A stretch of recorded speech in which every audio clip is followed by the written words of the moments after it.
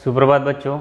आज हम जो कविता देखने वाले हैं अंधा योग। इस कविता के शब्दार्थ मैंने आपको पहले वीडियो में दे दिए, आपने उसे लिखकर याद भी किया होगा।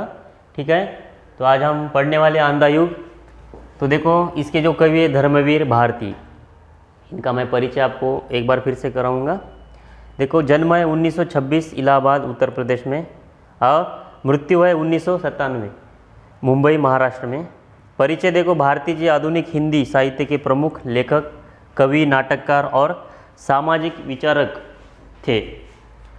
आपको 1972 में पद्मश्री से सम्मानित किया गया है।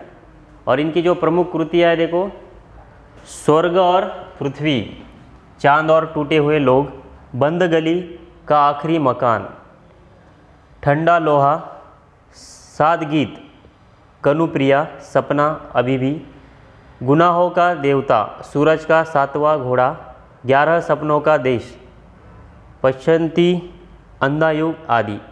तो ये इनका प्रमुख कृति है इनकी।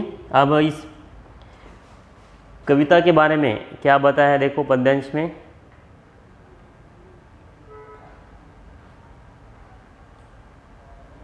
पद्य संबंधी यहाँ पे बताया है। प्रस्तुत अंश डॉक्टर धर्मवीर भारती ने अंधा युग गीति नाट्य से लिया गया है। इसमें युद्ध के परिप्रेक्ष्य में आधुनिक जीवन की विभीषिका का चित्रण किया गया है। तो अंधा युग में युद्ध तथा उसके बाद की जो समस्याओं और मानवीय महत्वाकांक्षाओं को प्रस्तुत किया गया है। यह दृश्य काव्य है। इसका कथानक महाभारत युद्ध के समाप्ति काल से शुरू होता है। यहाँ प्रसंग उस समय का है जब श्री कृष्ण की जीवन यात्रा समाप्त हो गई है। डॉक्टर भारती जी वृद्ध के मुख से कहते हैं कि कृष्ण ने अपना संपूर्ण उत्तरदायित्व पृथ्वी के हर प्राणी को सौंप दिया है।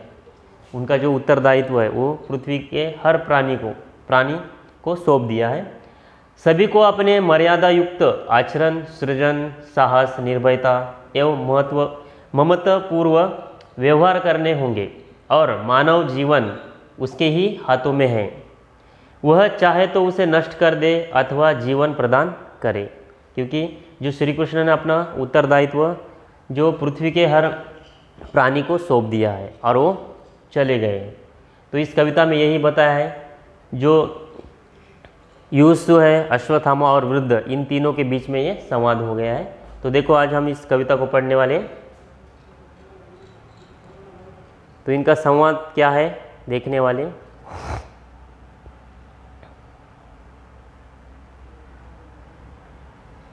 अब देखो, युष्सु क्या कहते हैं कि होती होगी वधितों की मुक्ति प्रभु के मरण से, किंतु रक्षा कैसे होगी अंधे युग में मानव भविष्य की प्रभु के इस कायर मरण के बाद। युष्सु क्या कह रहे, हे प्रभु, आप तो चले गए, लेकिन तुम्हारे मरने के बाद, यानी तुम्हारे मरने के बाद इस पृथ्वी पर जो ये मानव है, इनकी रक्षा कौन करेगा।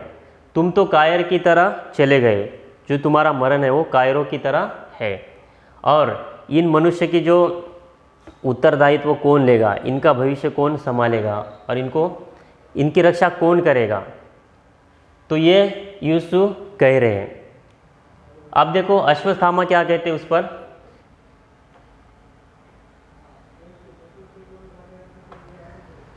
कायर मरण मेरा था शत्रु वह, लेकिन कहूँगा मैं दिव्य शांति छाई थी उसके स्वर्ण मस्तक पर।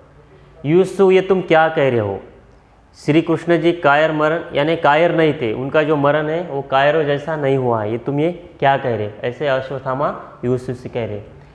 तो वो मेरा शत्रु था, भले ही मेरा शत्रु था, लेकिन उन्होंने जो मेरी मणि थी वो छीन ली थी मुझसे, लेकिन वो मेरे शत्रु थे, लेकिन उनका जो मरण है वो कायरों की तरह नहीं हुआ है। दिव्य, अगर वो मरने के उस समय मैंने उनको देखा था कि उनके दिव्य शांति छाई थी उनके मस्तक पर, दैवी शक्ति ऐसे उनके मस्तक पर छाई हुई थी। तो ये उनका जो मरण है वो कायरों की तरह नहीं है, ये तुम क्या कह रहे हो, ये गलत है। ऐसे अश्वत्थामा युयुत्सु से कह रहे हैं। आगे देखो, फिर वृद्ध क्या कहता है, बोले अवसान के क्षणों में प्रभु मरण नहीं है वो व्याध, मात्र रूपांतरण है यह। वृद्ध ने कहा कि श्री कृष्ण का जब मरते समय, उन्होंने जाते समय क्या कहा कि अवसान के क्षणों में प्रभु मरण नहीं है व्याध, ये मेरा मरण नहीं है, ये मेरा मरण नहीं है, मात्र मेरा क्या है, रूपांतरण है, ये मेरा रूपांतरण है। मैं भले ही चला जाऊंगा लेकिन मेरा कुछ अंश इन प्राणियों में, मनुष्य में रहेगा। सबका दायित्व लिया मैंने अपने ऊपर, अपना दायित्व सौंप जाता हूँ मैं सबको।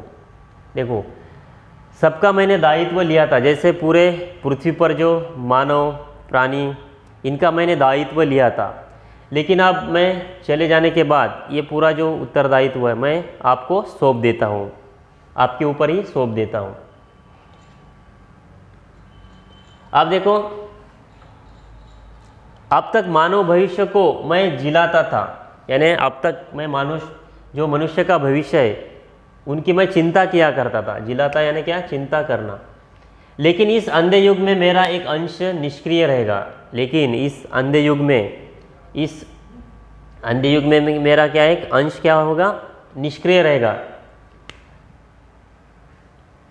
निष्क्रिय यानी कुछ काम का, आत्मघाती रहेगा यानी आत्महत्या करने वाला, और विगलित रहेगा। तो देखो, प्रभु कह रहे हैं कि अगर मैं भले ही चला जाऊंगा लेकिन जो मेरा अंश है इस मानव के शरीर में रहेगा, यानी कुछ अंश जो है मेरा, ये मेरा आपके अंदर रहेगा, शरीर में रहेगा। और देखो, जैसे कि संजय, युयुत्सु, अश्वत्थामा की भांति, क्योंकि इनका दायित्व लिया है मैंने, जैसे कि इन तीनों का मैंने दायित्व लिया था, वैसे ही पूरे प्राणी मात्र यानी मनुष्य, इनका भी मैंने दायित्व लिया। अब इनका उत्तरदायित्व मैं आपको सौंप देता हूँ, ऐसे श्री कृष्ण ने जाते समय कहा था। ऐसा ये जो वृद्ध है, यानी वृद्ध कौन है, शिकारी, इन्होंने जो वृद्ध है इन्होंने ही शिकार की थी, जो श्री कृष्ण पर बाण चलाया था। और जाते समय ये वृद्ध, श्री कृष्ण ने उनको बताया था कि कैसे मैं आपको उत्तरदायित्व देने वाला हूँ, तो जो मैंने जो दायित्व लिया था वो अब मैं तुम पर सौंप जा रहा हूँ। अब तक मैं मनुष्य की जो चिंता किया करता था, अब वो मैं नहीं करूँगा, क्योंकि ये जो उत्तरदायित्व मैं आपको सौंप दूंगा, और हमेशा के लिए मैं आपके शरीर में अंश की तरह रहूँगा, निष्क्रिय रहूँगा, आत्मघाती रहेगा और विगलित रहेगा। जैसे कि संजय, युयुत्सु, अश्वत्थामा की भांति इनकी तरह इनका मैंने उत्तरदायित्व लिया था, इनका मैंने दायित्व लिया था। अब देखो आगे, बोले वे लेकिन शेष मेरा दायित्व लेंगे बाकी सभी। फिर बाद में श्री कृष्ण क्या बोले, लेकिन शेष मेरा दायित्व लेंगे बाकी सभी। शेष यानी अंश, जो अब देखो जो सभी मनुष्य है, प्राणी जाति, वो अब मेरा क्या लेंगे, दायित्व लेंगे। यानी जो मैंने पहले उत्तरदायित्व लिया था वो पूरे प्राणी मात्र यानी मनुष्य को मैं सौंप दे रहा, और वो सभी मेरा उत्तरदायित्व लेंगे। इस कविता को यहाँ तक देखा है हमने, आगे भी इस कविता को पढ़ने वाले हम। इस कविता को हम अगले वीडियो में देखने वाले। इस कविता को एक बार फिर से पढ़िए, और इस पर जो कठिन शब्द है वो आपको 5 बार लिखने हैं, ठीक है। ओके।